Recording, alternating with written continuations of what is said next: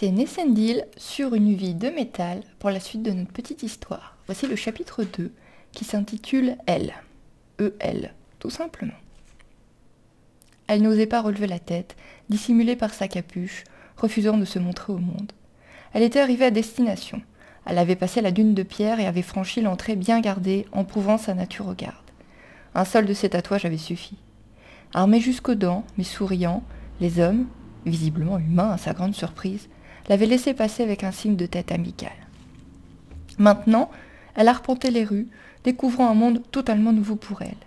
Cette cité fantôme n'avait rien à voir avec les villes humaines.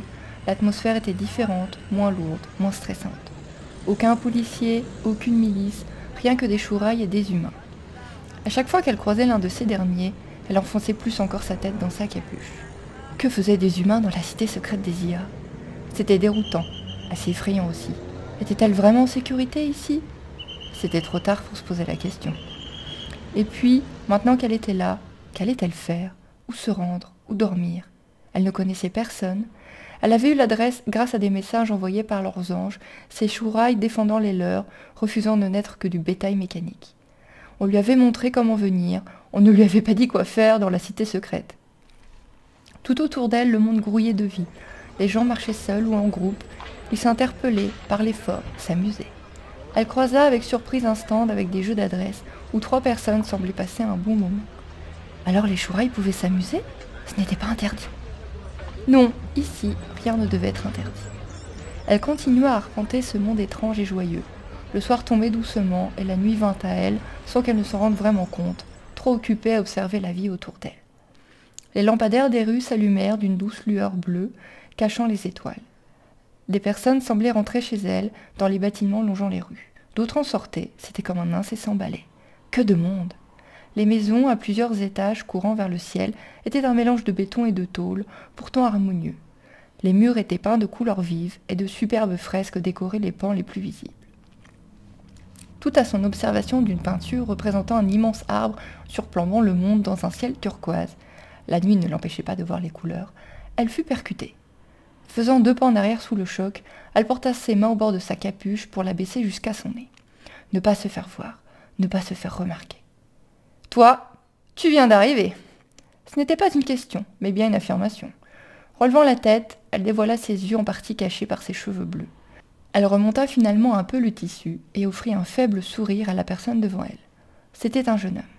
Un chouraille, elle en était certaine. Ils se reconnaissaient toujours entre eux, même sans voir leur tatouage de machine. Il était très grand, une bonne tête de pucelle qui n'était pas petite. Il avait la peau caramel et des yeux turquoises.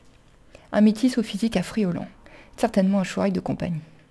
Il avait les cheveux rasés courts et un sourire plus que charmeur. Il l'observait en silence, attendant qu'elle lui réponde. Elle ne le fit pas. « Ok, je vois.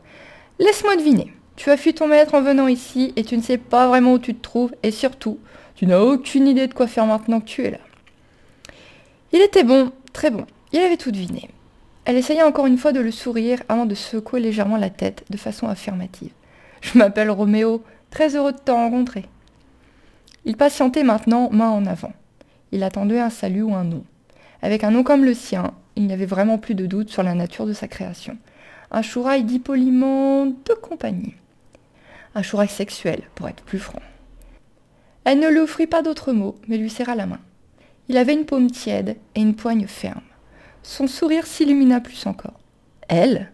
Eh bien, ton maître avait peu d'imagination.